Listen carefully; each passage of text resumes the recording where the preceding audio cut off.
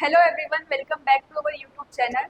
आज हम साइंस का चैप्टर 10 कंप्लीट करने वाले हैं जिसका नाम है लाइट। इसमें हम क्या करेंगे, लाइट के फिनोमिना के बारे में पढ़ेंगे, जो क्या होती है, जैसे रिफ्लेक्शन है फ्रॉम प्लेन सरफेस। ठीक है, चैप्टर 10 और जो आपका चैप्टर 13 है, ये दोनों ही लाइट से रिलेटेड है। इसमें पहले आप जो लाइट पढ़ रहे हैं यहाँ चैप्टर 10 में, ये लाइट है आपका प्लेन सरफेस से। किसी भी प्लेन सरफेस में जो रिफ्लेक्शन और रिफ्रैक्शन, जो लाइट के फिनोमिनाज हो रहे हैं, वो हम इस चैप्टर में कवर करेंगे। और जो स्फेरिकल सरफेस से रिफ्लेक्शन, रिफ्रैक्शन या फिर जो और भी लाइट के फिनोमिनाज आपके होते हैं, वो हम उस चैप्टर में कवर करेंगे। ओके, तो चलिए स्टार्ट करते हैं चैप्टर 10। ठीक है, तो देखिए सबसे पहला टॉपिक हम प्लेन मिरर से क्या पढ़ रहे हैं, लाइट के फिनोमिनाज को पढ़ रहे हैं। ठीक है, तो पहले हमारे लिए प्लेन मिरर को समझना जरूरी है। प्लेन मिरर क्या है, यहाँ पे इमेजेस कैसे फॉर्म होते हैं। अब प्लेन मिरर का यूज तो हम सभी करते हैं, अपने डेली लाइफ में यूज कर रहे हैं, है ना। तो प्लेन मिरर को पहले थोड़ा समझ लेते हैं। सो डेफिनेशन देखिए प्लेन मिरर का क्या है। A plane mirror is a smooth, flat, polished reflecting surface that forms an image by reflection of light। Plane mirror क्या होता है, ये एक smooth, flat, polished reflecting surface होता है। क्योंकि कोई भी लाइट जब आपके मिरर से टकराती है तो वो क्या होती है, रिफ्लेक्ट होती है, बाउंस बैक होती है। तो इसी फिनोमिना को रिफ्लेक्शन कहते हैं, जिसे हम लोग आगे पढ़ेंगे। ठीक है, तो ये स्मूथ, फ्लैट होता है, ये इसका सरफेस क्या होता है, जो उसे हम पॉलिश्ड रिफ्लेक्टिंग सरफेस कहते हैं। ठीक है, अब हमारे प्लेन मिरर की क्या होती है, कुछ कैरेक्टरिस्टिक है of image formed by a plane mirror. Plane mirror में जो इमेज फॉर्म होती है उसके कुछ कैरेक्टरिस्टिक्स गुण हैं। जैसे फर्स्ट देखिए क्या है, the image is virtual and erect. Plane mirror में जो भी इमेज फॉर्म होता है वो क्या होता है, वर्चुअल होता है और इरेक्ट होता है। जैसे यहाँ पे आपको दिख रहा होगा, ये हमारे पास, सॉरी, दिख रहा होगा आपको, यहाँ हमारे पास ये एक प्लेन मिरर है। यहाँ पे हमारे पास एक प्लेन मिरर प्रेजेंट है, ये प्लेन मिरर है। यहाँ पे हमने क्या रखा हुआ है, ऑब्जेक्ट रखा हुआ है। तो यहाँ ऑब्जेक्ट है, ये आपकी लाइट जा रही है, जो भी रे है वो आपकी क्या, किस पे टकरा रही है, मिरर पे टकरा रही है। तो ये लाइट आपकी इंसिडेंट रे हो गई ना। जो लाइट आपके ऑब्जेक्ट से इमेज पे मिरर पे टकरा रही है, वो लाइट कौन सी लाइट होती है, इंसिडेंट रे होती है। तो ये लाइट्स आपके देखिए इस मिरर पे टकरा रही है और आपका इमेज कहाँ फॉर्म हो रहा है, यहाँ पे इमेज फॉर्म हो रहा है। तो ये इमेज कैसा होता है, वर्चुअल होता है। एक चीज होती है रियल और दूसरी होती है वर्चुअल। रियल मतलब जो आपका वास्तविक है, और वर्चुअल जो आभासी है। देखिए यहाँ पे आपको आभासी वर्चुअल इमेज मिल रहा है। ठीक है, तो जो प्लेन मिरर इमेज फॉर्म करता है वो वर्चुअल और इरेक्ट होता है। Second, the image is of the same size as the object. जो इमेज फॉर्म होता है प्लेन मिरर में वो सेम साइज का होता है। देखिए हमारे पास इतना बड़ा ऑब्जेक्ट है, इतना बड़ा ही इमेज फॉर्म हुआ है। ठीक है, नेक्स्ट क्या है, the image is formed behind the mirror. जो भी इमेज फॉर्म होता है प्लेन मिरर से वो कहाँ फॉर्म होता है, बिहाइंड मिरर। देखिए ये हमारा प्लेन मिरर है, प्लेन के बिहाइंड इमेज फॉर्म हो रहा है। तो ये सारी क्या है, प्लेन मिरर की कैरेक्टरिस्टिक्स है। ठीक है, लास्ट देखिए क्या है, the distance of the image from the mirror is equal to the distance of the object from the mirror. Means mirror से ऑब्जेक्ट की जितनी दूरी है उतनी ही दूरी पे आपका क्या फॉर्म होगा, इमेज फॉर्म होगा, जो यहाँ पे दिख रहा है। ठीक है, जितनी दूरी पर हमारा ऑब्जेक्ट है उतनी ही दूरी पर बिहाइंड मिरर क्या हुआ है, हमारा इमेज फॉर्म हुआ है। तो ये सब कुछ हमारे क्या है, प्लेन मिरर के कैरेक्टरिस्टिक्स हैं जो प्लेन मिरर फॉलो करता है। ठीक है, सो यूजेस ऑफ प्लेन मिरर। अब आपसे प्लेन मिरर के यूजेस भी पूछे जा सकते हैं एग्जाम में, आप प्लेन मिरर के बारे में पढ़ रहे हैं तो प्लेन मिरर के यूज फर्स्ट क्या है, देखें, used as a looking mirror. सबके घरों में आप जिस आईने में आपको देखते हैं वो क्या है, एक प्लेन सरफेस है, एक प्लेन मिरर है। तो looking mirror, as a looking mirror हम क्या करते हैं, प्लेन मिरर का यूज करते हैं। नेक्स्ट क्या है, used for decoration and reflection purposes. Decoration और रिफ्लेक्शन पर्पसेस के लिए हम प्लेन मिरर का यूज करते हैं। तो ये हमारा प्लेन मिरर है। अब इसी प्लेन मिरर पर बेस्ड हमारा ये पूरा चैप्टर है। जो भी लाइट के फिनोमिनाज यहाँ पे होंगे वो प्लेन मिरर पे ही होंगे। ठीक है, तो चलिए पहला फिनोमिना है हमारा रिफ्लेक्शन ऑफ लाइट। रिफ्लेक्शन आपने पहले पढ़ा हुआ है 8th क्लास में। ठीक है, सेम वही है, बस यहाँ पे हमको थोड़ा सा अभी क्या करना है, रिवाइज करना है। तो देखिए रिफ्लेक्शन ऑफ लाइट क्या होता है, इसे हिंदी में प्रकाश का परावर्तन कहते हैं। ठीक है, रिफ्लेक्शन को हम हिंदी में कहते हैं परावर्तन। ठीक, तो रिफ्लेक्शन ऑफ लाइट क्या होता है, डेफिनेशन देखिए क्या है रिफ्लेक्शन ऑफ लाइट का, the phenomena in which light रे return back into the same medium after striking a reflecting surface is called reflection of light.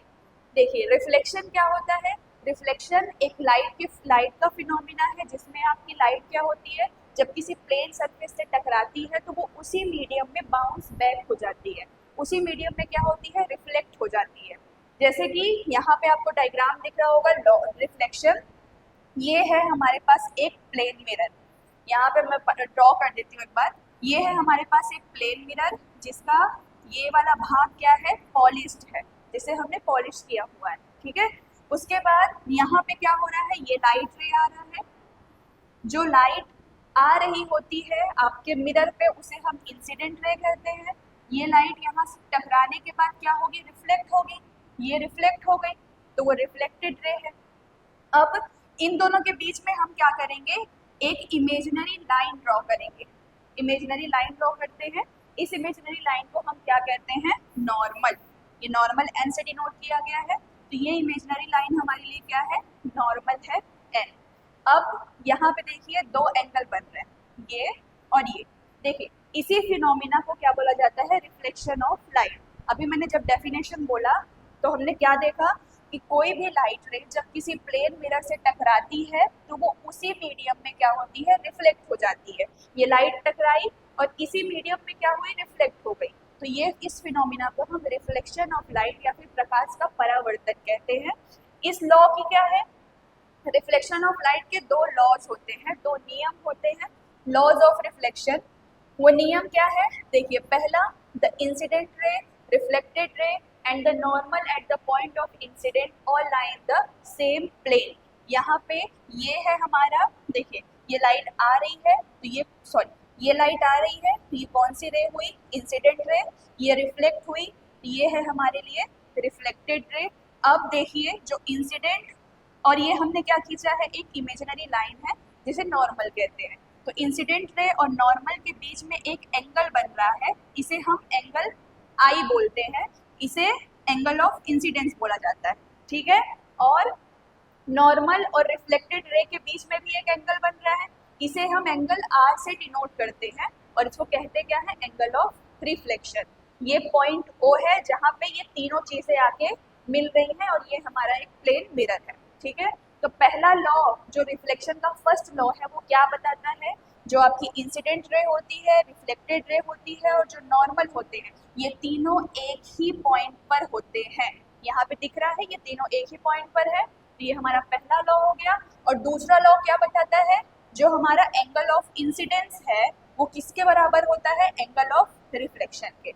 Angle आई किसके बराबर होता है, एंगल आर के। यहाँ पे हमने लिखा है angle of incidence is equal होता है एंगल ऑफ रिफ्लेक्शन के, ये है angle I equals to angle R. ये है हमारा पूरा एंगल ऑफ ये पूरा है हमारा रिफ्लेक्शन ऑफ लाइट या फिर प्रकाश का परावर्तन। ठीक है, चलिए नेक्स्ट कुछ टर्म्स है, जैसे मैंने अभी नाम लिया आपके लिए, इंसिडेंट रे हो गई, रिफ्लेक्टेड रे हो गई, नॉर्मल हो गया, एंगल ऑफ इंसिडेंस है, एंगल ऑफ रिफ्लेक्शन है। तो ये होता क्या है, यहाँ पे हम लोग डेफिनेशन देख लेते हैं। ठीक है, पहला है इंसिडेंट रे। इंसिडेंट रे क्या है, ये दिख रहा है इंसिडेंट रे, जो लाइट आपकी प्लेन पर आ रही है वो होती है incident ray. The ray of light that falls on a reflecting surface, जो लाइट रिफ्लेक्टिंग सरफेस पर गिरती है उसे हम इंसिडेंट रे कहते हैं। सेकंड देखिए, इसको आप आई से डिनोट कर सकते हो। ठीक है, चलिए रिफ्लेक्टेड रे क्या होती है, the ray of light that bounces back from the reflecting surface. अब जो लाइट प्लेन मिरर से टकराने के बाद बाउंस बैक हो जाती है उसे हम कौन सी रे बोलते हैं, रिफ्लेक्टेड रे कहते हैं। ठीक है, थर्ड डेफिनेशन है हमारा नॉर्मल का, an imaginary line drawn perpendicular to the reflecting surface at the point of incidence. देखिए नॉर्मल क्या होती है, एक इमेजिनरी लाइन होती है, इसे हम इमेजिन करके बनाते हैं। ये जो नॉर्मल है ये एक इमेजिनरी लाइन है जिसे हमने इमेजिन करके खींचा हुआ है। ठीक है, नेक्स्ट एंगल ऑफ इंसिडेंस है, इसे आप आई से डिनोट करते हैं। The angle between the incident रे एंड नॉर्मल, इंसिडेंट रे और नॉर्मल के बीच के एंगल को हम एंगल आई बोलते हैं या एंगल ऑफ इंसिडेंस कहते हैं। एंगल ऑफ रिफ्लेक्शन को हम एंगल आर से डिनोट करते हैं। ये किसके बीच, रिफ्लेक्टेड रे और नॉर्मल के बीच के एंगल को, ये हमारा रिफ्लेक्टेड रे है और ये नॉर्मल है, इसके बीच के एंगल को बोला जाता है एंगल ऑफ रिफ्लेक्शन और इसको एंगल आर से डिनोट करते हैं। ठीक है, चलिए नेक्स्ट फिनोमिना देखते हैं। अभी हमने पढ़ा रिफ्लेक्शन ऑफ लाइट, प्रकाश का परावर्तन। सेकेंड फिनोमिना है रिफ्रैक्शन ऑफ लाइट, प्रकाश का अपवर्तन। ठीक है, ये है अपवर्तन। इससे पहले हमने परावर्तन देखा था, अभी हम लोगों को अपवर्तन समझना है। अपवर्तन क्या होता है प्रकाश का, तो डेफिनेशन देखते हैं। The bending of light when it passes from one transparent medium to another due to a change in its speed is called refraction of light. देखिए, रिफ्रैक्शन ऑफ लाइट या फिर प्रकाश का अपवर्तन क्या होता है, ये जब कोई भी लाइट रे एक मीडियम से दूसरे मीडियम में आती है, या फिर आप इसको one medium to another medium बोलिए या फिर ट्रांसपेरेंट मीडियम भी कह सकते हैं। जब कोई भी लाइट रे एक ट्रांसपेरेंट मीडियम से दूसरे ट्रांसपेरेंट मीडियम में आती है तो वो क्या होती है, लाइट थोड़ी बेंड हो जाती है। ठीक है, इस फिनोमिना को या फिर इस बेंडिंग ऑफ लाइट को ही हम क्या बोलते हैं, रिफ्रैक्शन ऑफ लाइट कहते हैं या फिर प्रकाश का अपवर्तन कहते हैं। ठीक है, अब ये हम लोगों को थोड़ा समझना है यहाँ पे, ये जो बेंडिंग ऑफ लाइट होती है ये किस तरीके से होती है और कहाँ पे कैसी होती है। ठीक, तो पहले मैं आप लोगों को मीडियम्स बता दूं। देखिए, एक होता है हमारे पास रेयरर मीडियम और दूसरा होता है हमारे पास डेंसर मीडियम। दो मीडियम हो गए। डेंसर से आप समझ रहे होंगे जिसका घनत्व ज़्यादा है। ठीक है, तो जिसका घनत्व ज़्यादा है मतलब अगर मैं आपके पास लिक्विड और गैस रख रही हूँ तो लिक्विड और गैस में किसका घनत्व ज़्यादा होगा, डेंसिटी किसकी ज़्यादा होगी, हमारे पास लिक्विड गैस में लिक्विड की डेंसिटी ज़्यादा होगी और गैस की क्या होगी, कम होगी। ठीक है, तो लिक्विड वहाँ पे हमारे पास क्या है, डेंसर मीडियम है और गैस हमारे पास क्या है, रेयरर मीडियम है। ठीक है, तो वैसे ही यहाँ पे समझना है। देखिए, ये हमारे पास पूरा एयर है, ये है एयर और ये है हमारे पास एक ग्लास। ये हमने एक ग्लास स्लैब लिया है और ये है हमारे पास एयर। ठीक है, तो यहाँ पे एयर को मैंने कौन सा मीडियम लिखा है, रेयरर मीडियम, और ग्लास को मैंने कौन सा मीडियम लिखा है, डेंसर मीडियम। क्यों, क्योंकि ग्लास में पार्टिकल्स क्या होते हैं, बहुत पास पास होते हैं। ग्लास आपका एक सॉलिड है और एयर क्या है, गैस है ना। गैस के पार्टिकल्स दूर दूर होते हैं, उनकी डेंसिटी कम होती है, इसलिए वो हमारे लिए रेयरर का काम करेंगे और ग्लास हमारे लिए किसका काम करेगा, डेंसर मीडियम का काम करेगा। अब देखिए, हमने रिफ्रैक्शन परावर्तन को समझ लिया कि जब कोई लाइट एक मीडियम से दूसरी मीडियम में आती है तो वो क्या होती है, बेंड होती है। अब ये बेंडिंग किस तरीके से होगी, कैसे होगी, उसे हम लोग यहाँ पे समझते हैं। ठीक है, देखिए, ये रेयर है, ये डेंसर है। अब कोई ये हमारी लाइट आ रही है, ये कौन सी रे है, इंसिडेंट रे है। ठीक है, इंसिडेंट रे आई, यहाँ पे कहाँ पड़ी, हमारे ग्लास स्लाइड पे पड़ी। अब देखो, इस लाइट को सीधा ऐसे निकल जाना था, लेकिन ये लाइट ऐसे ना निकल के क्या हो रही है, यहाँ पे हमने एक इमेजिनरी लाइन खींचा। देखिए, जहाँ पे भी रिफ्लेक्शन और रिफ्रैक्शन का फिनोमिना हो रहा है वहाँ पे आप एक इमेजिनरी लाइन जरूर ड्रॉ करेंगे जिसे हम लोग नॉर्मल कहते हैं। ठीक है, तो यहाँ पे इंसिडेंट रे आई, मैंने एक इमेजिनरी लाइन यहाँ पे ड्रॉ किया जिसे हम नॉर्मल कहते हैं। ठीक है, इस लाइट को सीधा ऐसे निकल जाना था, लेकिन ये लाइट ऐसे ना जाने की बजाय नॉर्मल की, देखिए ये नॉर्मल है, नॉर्मल की तरफ झुक गई है ये लाइट, है ना। इसको सीधा ऐसे निकलना था लेकिन वो ऐसे ना जाके क्या हुई है, नॉर्मल की तरफ बेंड हो गई है। इसी फिनोमिना, देखिए, जब कोई भी लाइट रे रेयरर टू डेंसर आएगा तो वो क्या होगा, नॉर्मल की तरफ बेंड होगा। ठीक है, टूवर्ड्स नॉर्मल लाइट की क्या होगी, बेंडिंग होगी। अब जब कोई भी लाइट रे, ये डेंसर है और ये फिर से हमारे पास कौन सा मीडियम है, रेयरर मीडियम है। ये डेंसर हुआ, ये रेयर, मतलब ये एयर है तो ये रेयरर मीडियम हुआ। ठीक है, अब जब कोई भी लाइट रे कहाँ से, डेंसर टू रेयर आएगा, है ना। कोई भी लाइट रे जब डेंसर टू रेयर आएगा तो हम लोग देखिए, ये इंसिडेंट रे हो गया अब हमारे लिए, यहाँ पे हम क्या करेंगे, एक नॉर्मल खींचेंगे, नॉर्मल ड्रॉ कर दिया। अब जब कोई भी लाइट रे डेंसर टू रेयर आएगी तो वो क्या होगी, नॉर्मल से दूर जाएगी। ठीक है, देखिए इसको जाना ऐसे था बट ऐसे ना जाके वो दूर जा रही है। ठीक, तो इस तरीके से लाइट की बेंडिंग होती है कहाँ पे, अपवर्तन, रिफ्रैक्शन। ठीक है, एक बार मैं और रिपीट कर दे रही हूँ, जब कोई भी लाइट रे रेयर टू डेंसर आती है तो वो क्या होती है, नॉर्मल की तरफ बेंड होती है, और जब डेंसर टू रेयर जाती है तो नॉर्मल से दूर हो जाती है। इसी फिनोमिना को हम क्या कहते हैं, रिफ्रैक्शन या फिर अपवर्तन कहते हैं। यहाँ पे भी देखिए सेम, ये इंसिडेंट है तो ये एंगल आई बनेगा, ये रिफ्लेक्टेड है तो ये एंगल आर बनेगा, एंगल ऑफ इंसिडेंस और एंगल ऑफ रिफ्लेक्शन। अब जैसे हमने रिफ्लेक्शन का क्या पढ़ा है, दो लॉ पढ़ा, उसी तरीके से हमारे रिफ्रैक्शन, अपवर्तन का भी दो नियम होता है। पहला क्या है, जो इंसिडेंट रे होती है, रिफ्रैक्टेड रे होती है और नॉर्मल होती है, ये सारे क्या करते हैं, एक ही पॉइंट पर होते हैं। ये इंसिडेंट है, रिफ्लेक्टेड है, नॉर्मल, तीनों एक ही पॉइंट पर है, ये पहला नियम हुआ। दूसरा नियम क्या होता है, for a given pair of media, इस सेकेंड लॉ को हम स्नेल्स लॉ भी कहते हैं। ठीक है, यहाँ पे लिखा हुआ है स्नेल्स लॉ। स्नेल्स लॉ हम इस सेकेंड वाले लॉ को कहते हैं, जो हमें क्या बताता है, रेशियो बताता है किसके किसके बीच में, sine of the angle of incidence and sine of the angle of refraction. इन दोनों के बीच के रेशियो को क्या करता है, बताता है कि वो क्या होते हैं, कांस्टेंट होते हैं। ठीक है, ये हमारा आई है, मतलब ये साइन आई हुआ, ये साइन आर हुआ, तो साइन जो आई होता है और साइन आर, इन दोनों का हम रेशियो निकालेंगे तो वो किसके बराबर आता है, कांस्टेंट के बराबर आता है।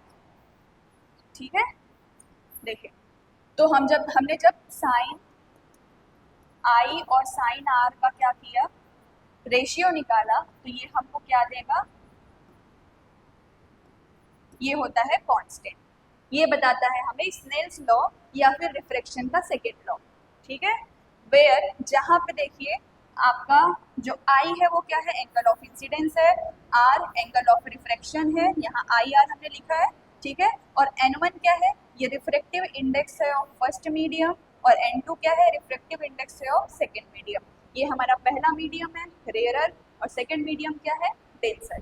तो पहले मीडियम का रिफ्रैक्टिव इंडेक्स n1 है और दूसरे मीडियम का रिफ्रैक्टिव इंडेक्स n2 है, जिसे हमने यहाँ लिखा हुआ है ना, n1 sine I equals to n2 sine R. अब देखिए ये कैसे आया, sine I upon sine R है, इक्वल टू कांस्टेंट हुआ, तो sine I equal sine R में लिख सकती हूँ, है ना, और ये हमारा एक मीडियम हुआ और ये हमारा दूसरा मीडियम हुआ, तो n1 sine I equals to n2 sine are.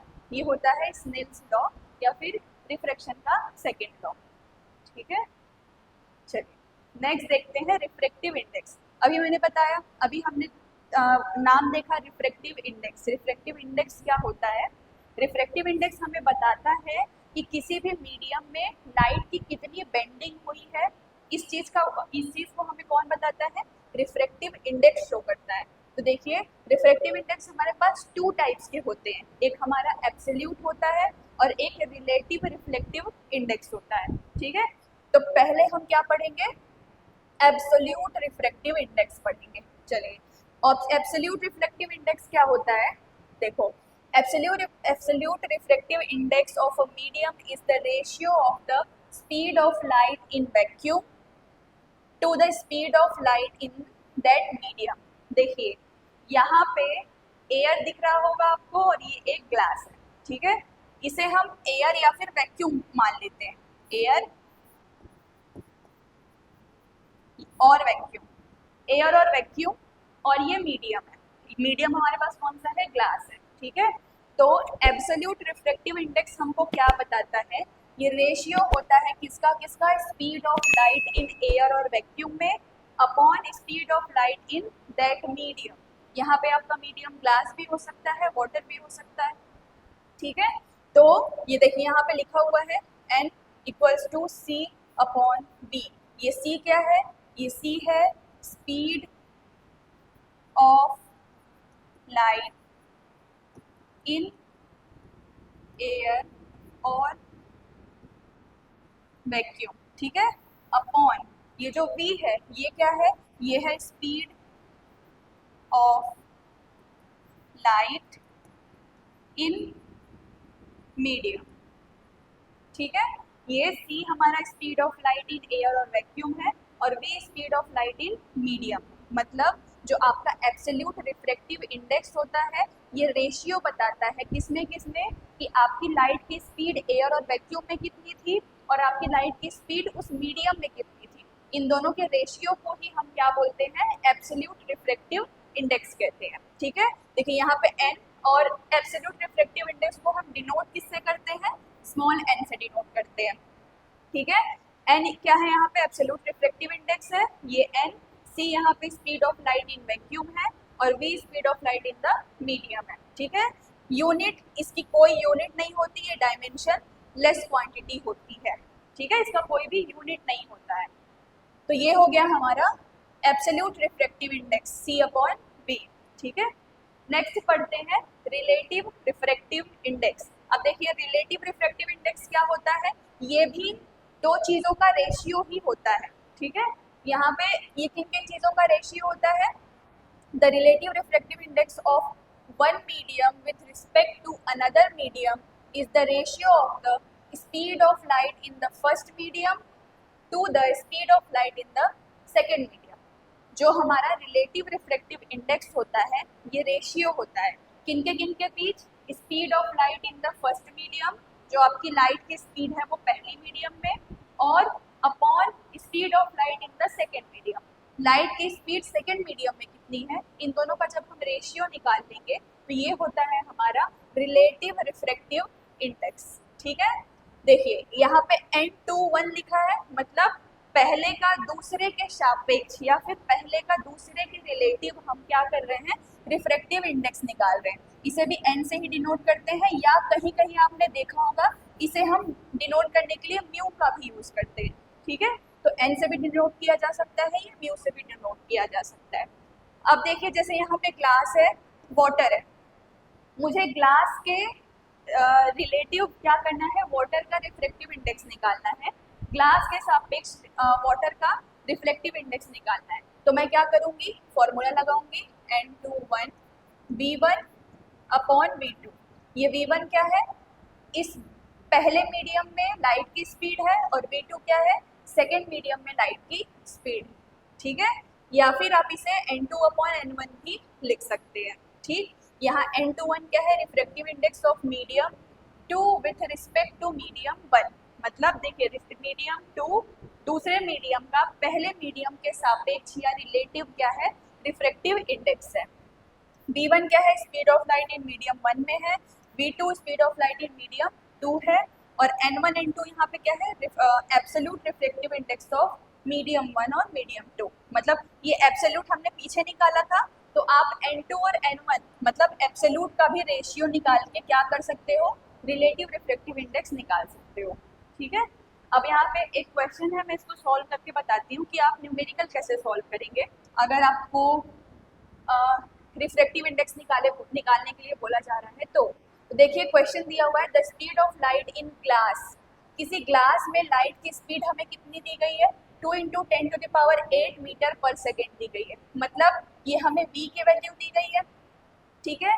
Calculate the absolute refractive index, हमें यहाँ पे एब्सोल्यूट रिफ्रैक्टिव इंडेक्स निकालना है, ठीक है। तो पहले गिवन क्या क्या है आपको, c, देखिए लाइट की स्पीड यहाँ दी नहीं गई है बट लाइट की स्पीड कांस्टेंट होती है, हमें यही लेके चलना है हर क्वेश्चन में। जहाँ पे हमें लाइट की स्पीड नहीं भी दी गई है वहाँ पे हम लाइट की स्पीड क्या रखेंगे, c = 3 × 10⁸ मीटर पर सेकेंड। ये है हमारे लाइट की स्पीड, कहाँ पर, एयर और वैक्यूम में, ठीक है। ये एयर और वैक्यूम में लाइट की स्पीड है 3 × 10⁸ मीटर पर सेकेंड। सेकेंड है v तो हमें दिया गया है, ग्लास में लाइट की स्पीड हमें दी गई है तो उसको हमने लिख दिया 2 × 10⁸ मीटर पर सेकेंड। अब क्या लगाना है, फॉर्मूला, तो n = क्या होता है, c अपॉन v। c हमको कितना दिया गया है, 3 × 10⁸, v कितना दिया गया है, 2 × 10⁸, ये हमको दिया गया है, ठीक है। अब देखिए यहाँ पे 10⁸ 10⁸ तो पूरा कैंसिल हो जाएगा, ठीक है। 2 से 3 को डिवाइड करोगे तो कितना आ जाएगा 1.5, ये हो गया n इक्वल्स टू, n बराबर हमारा क्या आ गया 1.5 answer. So answer absolute refractive index is of glass is 1.5, मतलब ग्लास का जो एब्सोल्यूट रिफ्रैक्टिव इंडेक्स है वो कितना है 1.5 है। ठीक है, तो इसी तरह से इस पे क्वेश्चन बनते हैं। आपको जैसे c की वैल्यू नहीं दी गई है तो आपको ये वैल्यू क्या करनी पड़ेगी, लर्न रखनी पड़ेगी। ठीक है, ये जो वैल्यू आपको यहाँ दिख रही है 3 × 10⁸ मीटर पर सेकेंड, इस वैल्यू को आपको लर्न रखना पड़ेगा क्योंकि ये क्वेश्चन में दिया नहीं जाता है। ठीक है, चलिए नेक्स्ट देखिए क्या है क्रिटिकल एंगल, क्रांतिक कोण क्या होता है।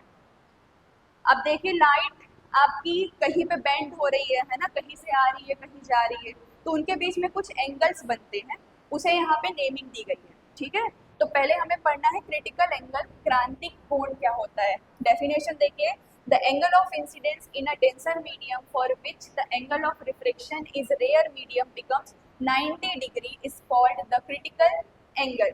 इस डायग्राम में समझते हैं, देखिए ये हमारे पास एक मीडियम है, ठीक है, ये हमारा एयर है और ये हमारे पास क्या है वाटर है। ये मीडियम 2 हो गया, ये मीडियम 1 हो गया। लाइट यहाँ से जा रही है, ये इंसिडेंट रे है, लाइट यहाँ से गई और यहाँ रिफ्लेक्ट हो गई। ठीक है, ये रिफ्लेक्ट हो गई। अब देखिए जब हम क्या करेंगे, एक टाइम ऐसा आएगा कि जब आप जितना इंसिडेंट रे को या फिर जितना एंगल ऑफ इंसिडेंस को बढ़ाते जाएंगे उतना आपका एंगल ऑफ रिफ्रैक्शन भी बढ़ता जाएगा। और एक टाइम ऐसा आएगा कि लाइट आपका देखिए यहाँ हो रहा है और आपका जो रिफ्रैक्शन हो रहा है, ये वाली जो लाइट है वो कहाँ आ गई, यहाँ पे आ गई, दिख रहा है। तो यहाँ एंगल कितना बन रहा है 90 डिग्री। इसी फिनोमिना को हम क्या कहते हैं, क्रिटिकल एंगल कहते हैं या फिर क्रांतिक कोण कहते हैं। फॉर्मूला ये क्या होता है, इसको साइन c से डिनोट करते हैं। c क्यों, क्योंकि क्रिटिकल एंगल है। ये होता है आपका n2/n1। n2 आपका क्या है, सेकेंड मीडियम में मतलब एयर है, और n1 हमारा क्या है, फर्स्ट मीडियम वाटर है।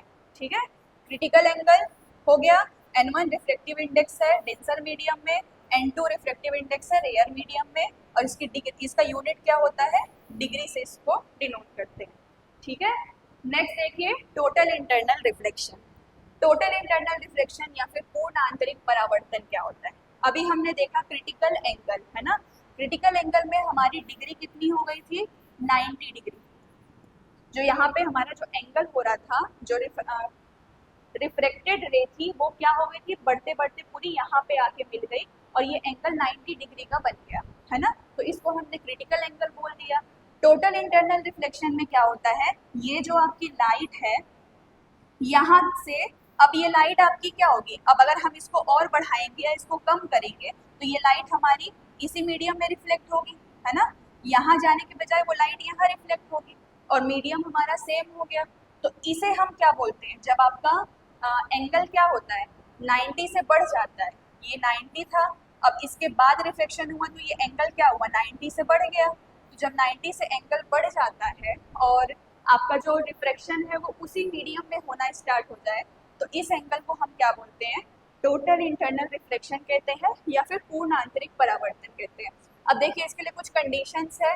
Light must travel from a denser medium to rare medium. यहाँ पे एक कंडीशन है कि लाइट आपकी डेंसर टू रेयर ही जानी चाहिए, रेयर टू डेंसर नहीं आना है। ठीक है, second, the angle of incident must be greater than the critical angle. जो एंगल ऑफ इंसिडेंस है, देखिए ये एंगल ऑफ इंसिडेंस है, ये हमारा एंगल ऑफ इंसिडेंस होगा, ये θ1, ये क्या होना चाहिए, मस्ट बी ग्रेटर होना चाहिए किससे, क्रिटिकल एंगल से। और क्रिटिकल एंगल कितना डिग्री होता है 90 डिग्री, मतलब 90 डिग्री से ज़्यादा होना चाहिए हमारा कौन सा एंगल, एंगल ऑफ इंसिडेंस। ठीक है, देखिए यहाँ पे बताया गया है आई क्या है, एंगल ऑफ इंसिडेंस है, और सी क्रिटिकल एंगल है। तो रिफ्रैक्शन ऑक्योर्स, यहाँ पे रिफ्रैक्शन होता है जब आपका आई इक्वल होता है सी के, तब ये होता है एंगल ऑफ रिफ्रैक्शन 90 डिग्री, मतलब क्रिटिकल एंगल बनता है। और जब आपका आई ग्रेटर हो सी से तो टोटल इंटरनल रिफ्रैक्शन ऑक्योर्स, तब होता है टोटल इंटरनल रिफ्रैक्शन।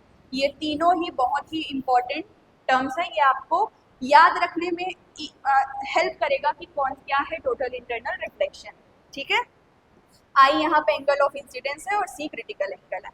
ठीक है, अब टोटल इंटरनल रिफ्लेक्शन का यहाँ पे एक फिनोमिना है, एग्जाम्पल है, ठीक है, example of total internal reflection, जिसे हम मिराज कहते हैं या फिर हिंदी में इसको हम मृग तृष्णा कहते हैं, ठीक है। ये मिराज हमको समझना है, पेपर में पूछा जाता है क्या होता है मिराज, ठीक है। तो चलिए देखिए definition. A mirage is an optical illusion है, इल्यूजन होता है, ये एक भ्रम होता है।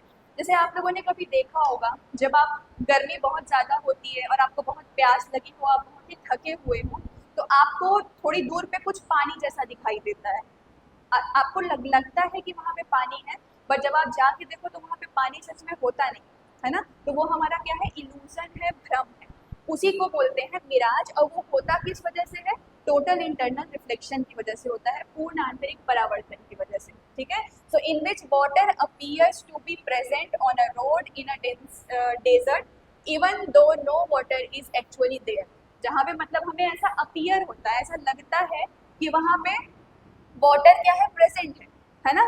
ऐसा खासकर डेजर्ट में होता है, रेगिस्तानों में हमें ऐसा होता है जनरली। लेकिन वहाँ पे वाटर प्रेजेंट नहीं होता है, ठीक है।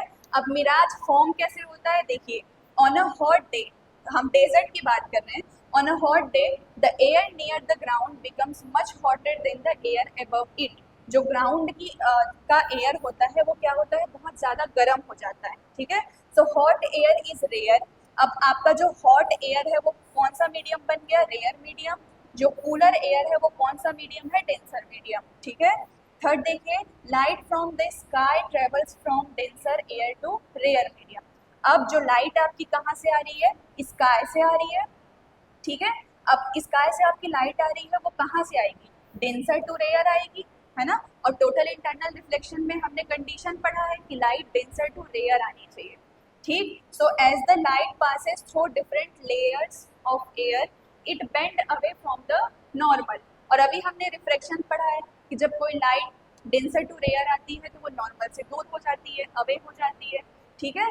तो इस तरीके से आपका रिफ्लेक्शन का फिनोमिना यहाँ होता है when the angle of incidence becomes greater than the critical angle। अब जब आपका एंगल ऑफ इंसिडेंस क्या होता है, वो बड़ा हो जाता है किससे, क्रिटिकल एंगल से, तब total internal reflection of Q, यहाँ पे पूर्ण आंतरिक परावर्तन की घटना होती है। फिर क्या होगा, the reflected light reaches our eyes. अब जो रिफ्लेक्टेड लाइट है वो हमारी आंखों पर पड़ेगी, ठीक है। Our brain assumes that the light has come in a straight line from the ground, therefore we see a virtual image of the sky on the ground which looks like water। देखिए light आपकी sky से आ रही थी, denser to rare medium गई, वहाँ पे पूर्ण आंतरिक परावर्तन की घटना हुई और रिफ्लेक्शन के बाद वो लाइट आपकी आंखों पे पड़ी है, ठीक है। तो जो स्काई का इमेज होता है वो आपको दिखाई देता है, इसलिए हमें इल्यूजन होता है, भ्रम होता है कि वहाँ पे पानी प्रेजेंट है, ठीक है। इसे आप एक बार डायग्राम से भी समझ सकते हैं। देखिए यहाँ पे जो हमारा ये हॉट एयर है, ये कोल्ड एयर है ना। अभी हमने पढ़ा है, देखिए यहाँ पे अगर देखें तो हॉट एयर किस चीज़ का काम करता है, light from the sky travel from denser. देखिए यहाँ पे हॉट एयर हमारे लिए रेयर मीडियम है ना। तो यहाँ पे जो हमारा हॉट एयर है ये कौन सा मीडियम है, रेयर मीडियम है। और जो कोल्ड एयर है ये कौन सा मीडियम है, ये है हमारे लिए डेंसर। ये हमारा डेंसर मीडियम है, ये हमारे लिए रेयरर मीडियम है, ठीक है। अब जब लाइट आपकी कहाँ से आ रही है, स्काई से आ रही है, वो डेंसर टू रेयर आ रही है, तो डेंसर टू रेयर आ रही है मतलब यहाँ टोटल इंटरनल रिफ्लेक्शन होगा, पूर्ण आंतरिक परावर्तन होगा। और फिर वो लाइट जब हमारी आंखों पे पड़ती है तो हमें या इसका जो स्काई होता है वो लाइट क्या दिखाई देती है, नीचे दिखाई देती है, ठीक है। तो इस वजह से हमें जो भी इमेज होता है या फिर जैसे कोई ट्री है तो इसका इमेज हमें कहाँ फॉर्म दिख रहा है, ग्राउंड पर, है ना। तो ऐसा कब होगा, जब यहाँ पे वाटर प्रेजेंट होगा, तो हमें वाटर प्रेजेंट लगता है बट वहाँ वाटर प्रेजेंट होता नहीं है। तो ये होता है टोटल इंटरनल रिफ्लेक्शन की वजह से, पूर्ण आंतरिक परावर्तन की वजह से, ओके। चलिए तो आज हमारा चैप्टर 10 भी यहाँ पूरा कंप्लीट हो चुका है। आपको इसका नोट्स टेलीग्राम चैनल पे अवेलेबल हो जाएगा, ओके। और टेलीग्राम चैनल का लिंक आपको कहाँ मिलेगा, डिस्क्रिप्शन में मिल जाएगा, वहाँ पे आप जाके चेक कर सकते हैं। Thank you so much for watching.